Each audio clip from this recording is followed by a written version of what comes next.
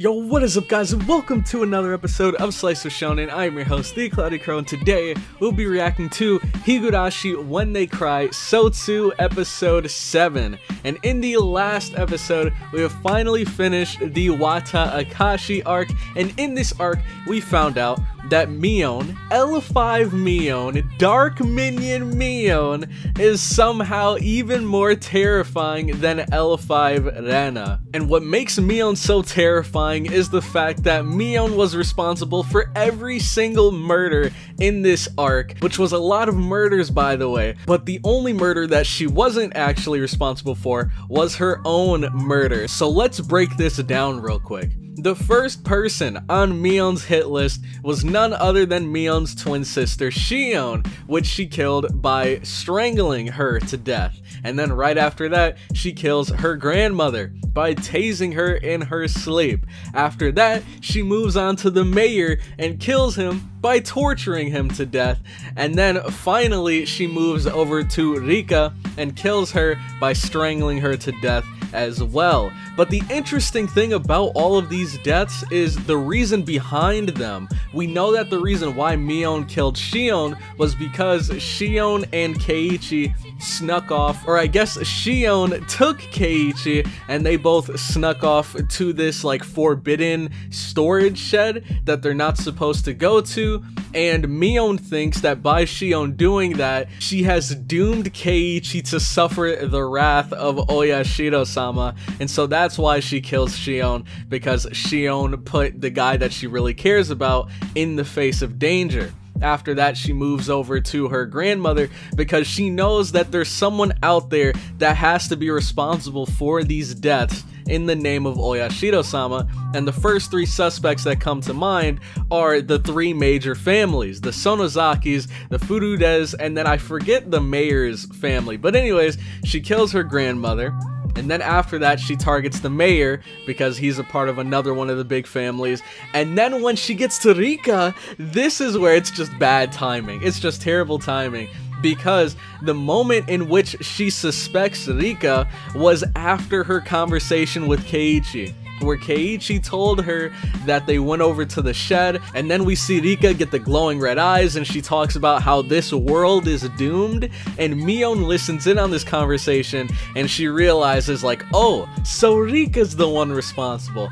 That's when she takes her behind the school, strangles her, and then after that we get into the like stuffing her into the septic tank and all of that garbage. But then the episode finally ends with Mion getting approached by SATOKO, because SATOKO knows that Rika's gone and she needs to know what happened to her. So they get into their conversation. Mion begins to think, SATOKO must be in on it too. Since Rika was the main suspect, SATOKO must be like her henchman or something. And so she pulls the gun on SATOKO, but before she can shoot, she gets shot by SATOKO. And that's when SATOKO kind of interrogates her on Rika's whereabouts. Mion tells her that Rika's dead, and then SATOKO's like, hey, that's all I need to hear. She kills Mion, she kills herself, and now we're about to start the next arc, which I believe is the Tatari one. It's like Tatari Akashi or something like that. I guess we'll find out in this episode. But anyways, if you guys are excited for the episode, make sure to leave a like. It'll help me and the video out so much more than you might think. So if you could take the time to do that real quick, I would very much appreciate it. And also consider subscribing to the channel for more weekly Higurashi When They Cry reactions. And with that all out of the way, let's get right into this episode.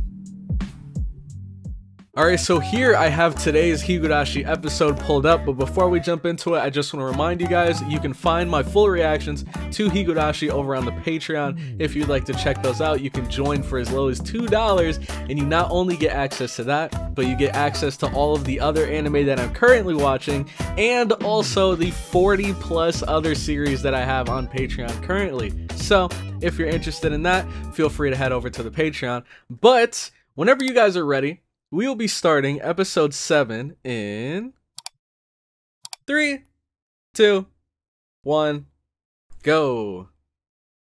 Alright. Let's see. Because I believe this is supposed to be the arc with, where everyone tries to help out SATOKO, right? And here she is, chilling in her couch as per usual. All according to plan. Oh, yeah, we're really about to get into it too. Because we know that, like, torture spree for Rika is not far off.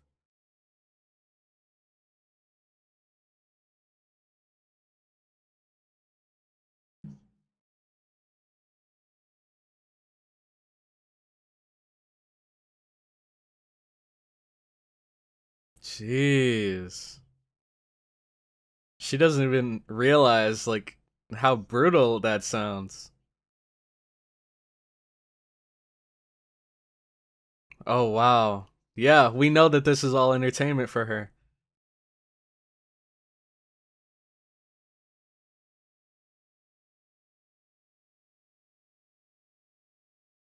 Ooh.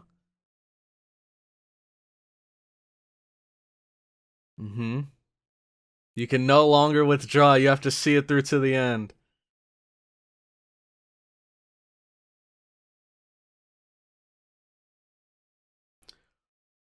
Ooh. Ooh. Then it's all over. Oh? One where she never was even born. Oh my god.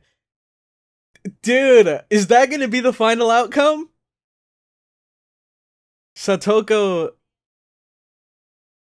Oh man. I thought we were gonna jump into the intro. We still got more.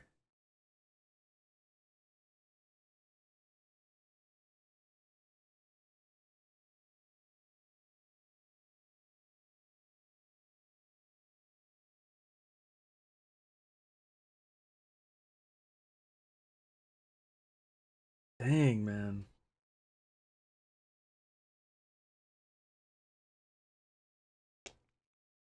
She still doesn't remember how she died yet.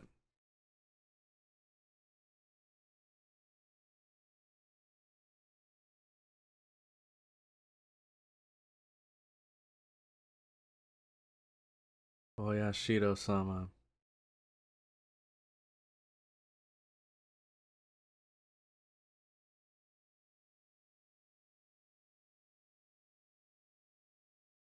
She doesn't, yeah, she doesn't know what went wrong again.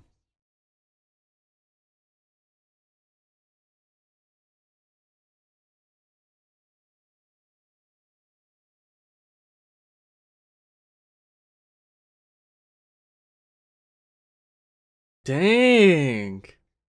Don't take it all out on Hanyu.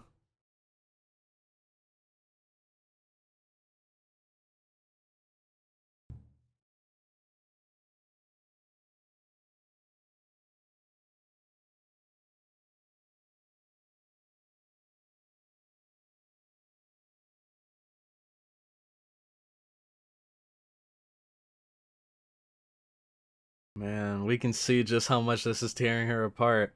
Like Aowa-san said, she just got out of that 100-year loop, and now she's being dragged back into it.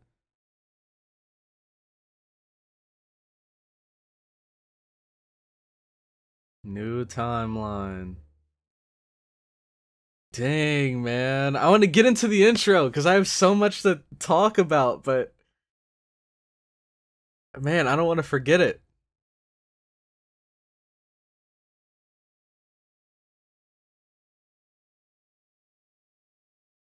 Oh man, that was probably the most hurtful Nippon yet. Look, she looks absolutely miserable.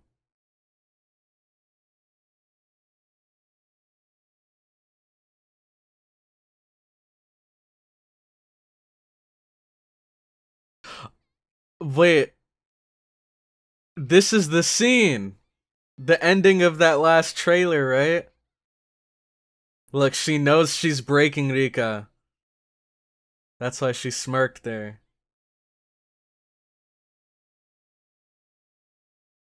And look, everything's going according to plan.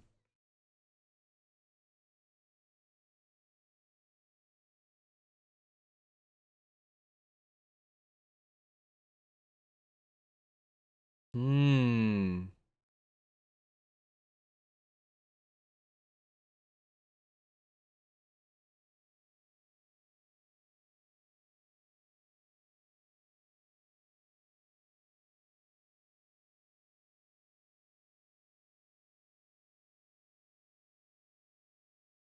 Oh, okay. I thought she was gonna jump on this opportunity and say to stay here in Hinamizawa, of course.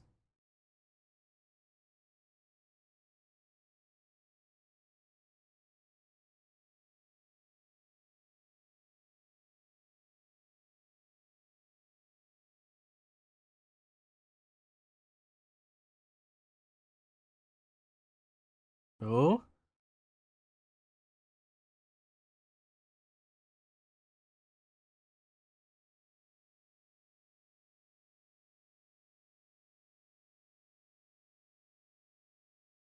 Let's see, what does she say? Hmm.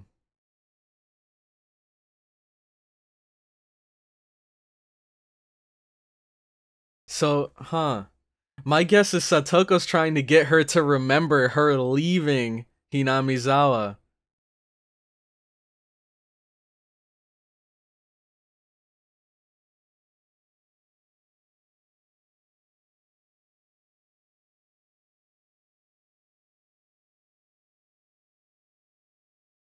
Oh, she's planting the seeds.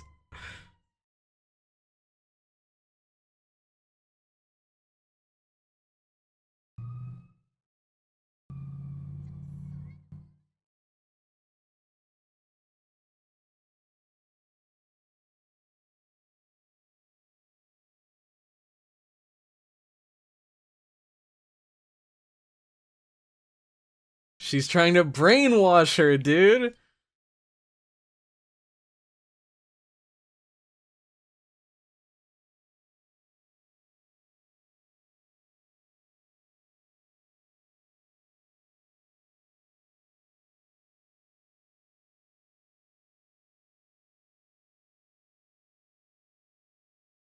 Poor Rika, man. She didn't ask for any of this. Now she's doomed to stay here.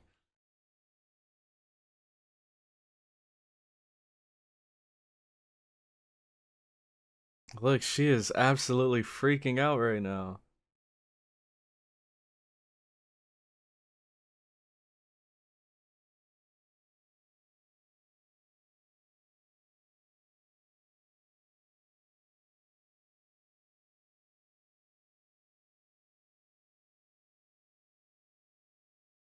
Yeah, she's not wrong.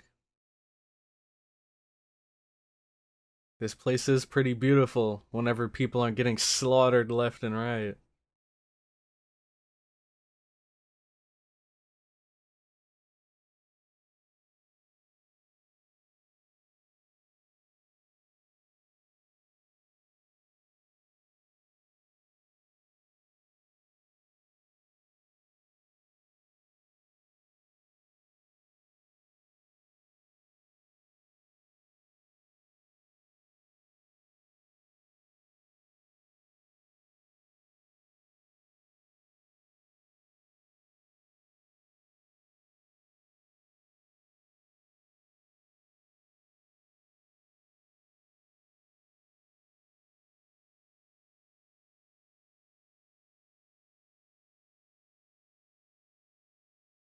Are we? I think now we're getting to the scene.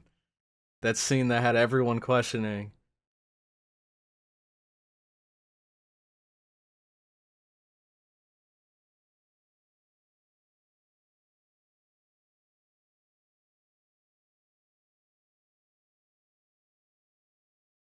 See? Everyone's calling Satoko a monster, which, like, her way of... Wait. There it is. There it is. But yeah, Satoko's way of going about this, and look at that evil smirk, man! There's no denying it. Satoko's way of going about this was definitely, like, cold-hearted and brutal, but she did all of this for Rika. So she still has a heart. It's just there's only one person she cares about. Everyone else, she could care less. I mean, I think she does still care about Mion and Keiichi and everyone to an extent, but she knows that she can loop. So unless this is the ideal timeline, she doesn't care about Mion 7 and Rika 12, or not Rika 12, but Keiichi 12 and Rena 5. Like, she could always loop and find a new one.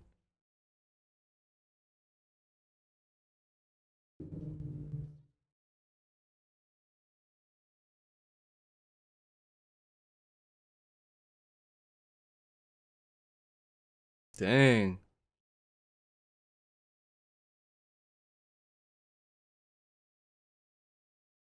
Is that a golf club?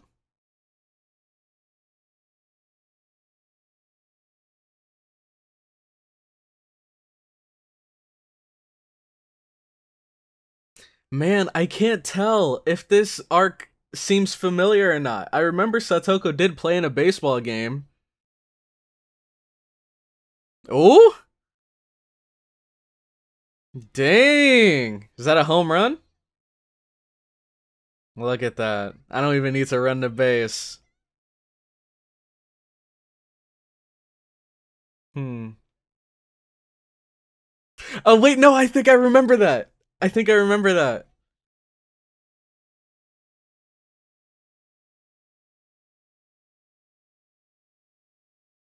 Iria?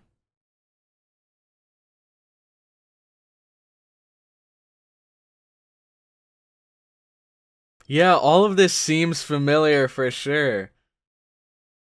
I'm pretty sure this was the episode where Iria was like, I don't know, he was going into weird mode over SATOKO.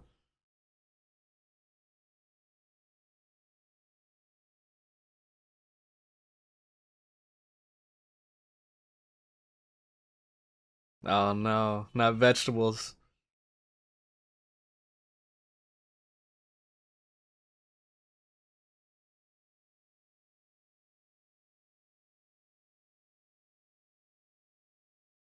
Oh man. Poor SATOKO.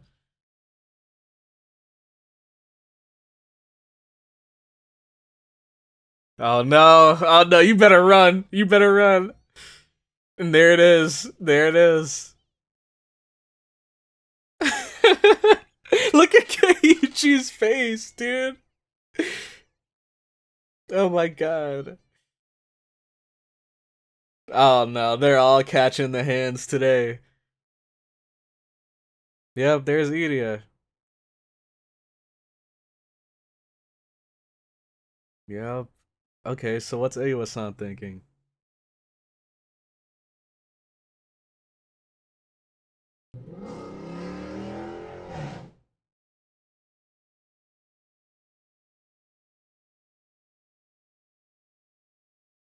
Shopping for dinner, huh?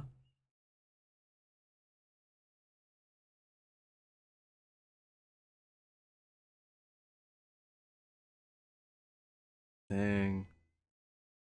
Unlike you.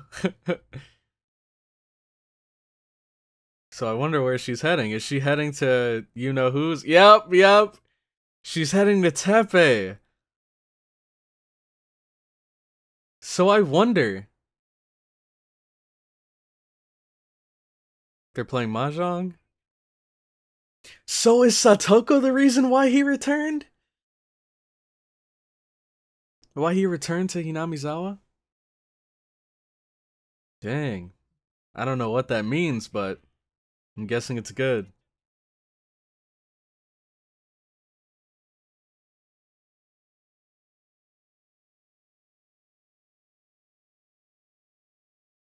Oh man. Oh snap! Wow.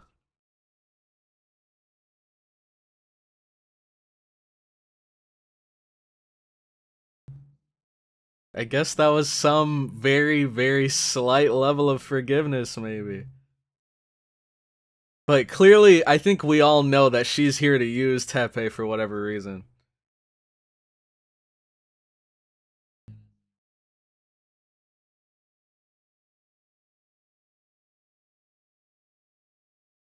Look at that. Redemption Tepe is best Tepe, man.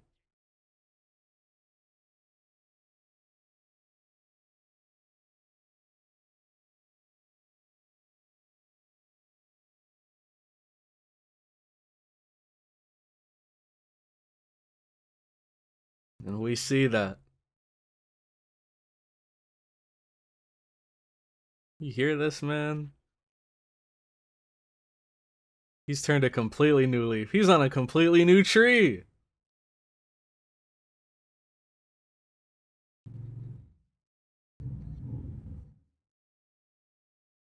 She's not wrong about that.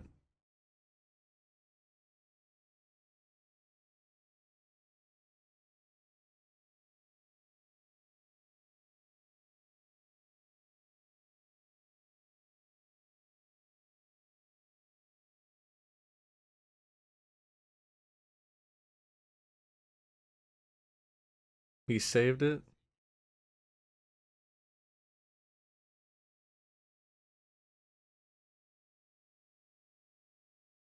You could pass it to her. Wow, dude. And to think, this is the same guy that took the money that Satoko's parents left for her in the past.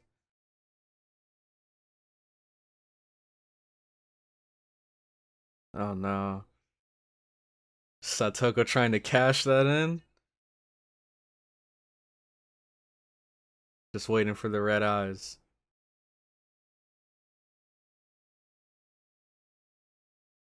Look at that. Oh my god, I called it! Wait. I hit the nail on the head. I'm also pretty surprised there was no intro this episode.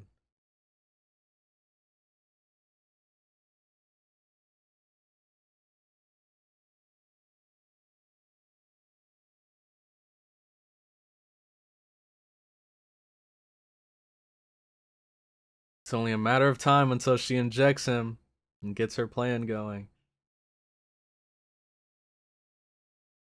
But the question is, how does she get him and Detective Delicious?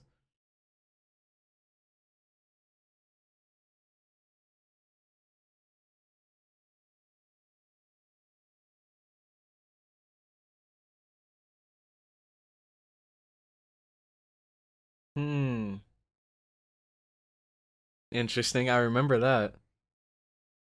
And I remember this scene as well. Wow, they play it off to make it look so sad. And don't get me wrong, Teppei's still a cranky dude, but he's only cranky towards everyone but Satoko. He genuinely cares about her.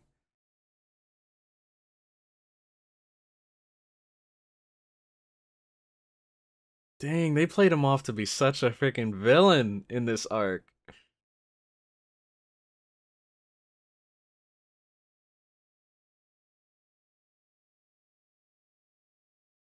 Horribly bullied here. Oh man, who is it? Keiichi? Rika?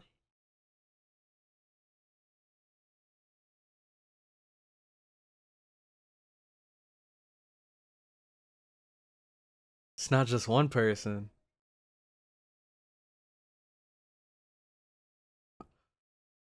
Oh, wait!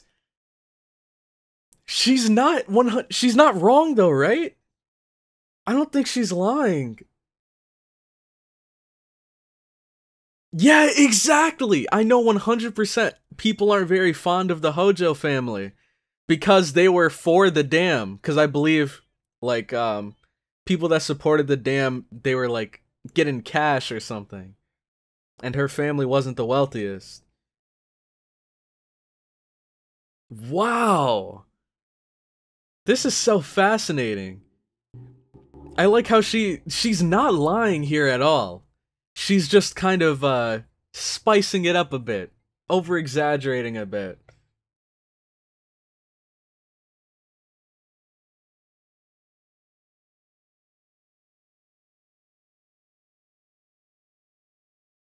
And look, I would say she's fake crying right now, but she might actually feel this way to an extent.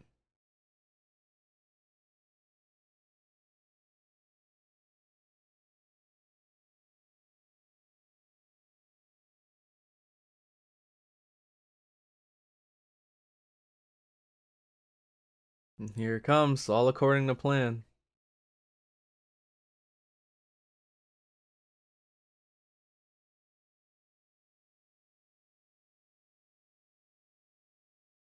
Look at her face, man. She's become a professional actress.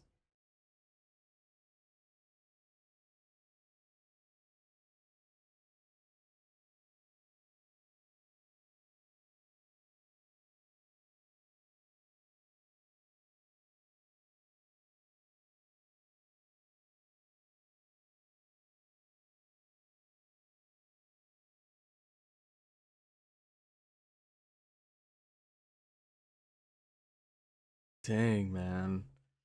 This might actually be my favorite episode. Right next to, what is it? Episode 2? Is that the one when we dive into Rina's story? I think these two might be my favorite episodes. Look at that. She's putting her mask on, ready for her next performance.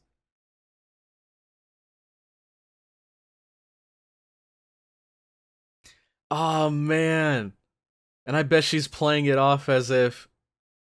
Oh, dude! She's a freaking double agent! She asked for Teppei to live with her, and now she's playing it off as if Teppei's forcing her to come back and live with him.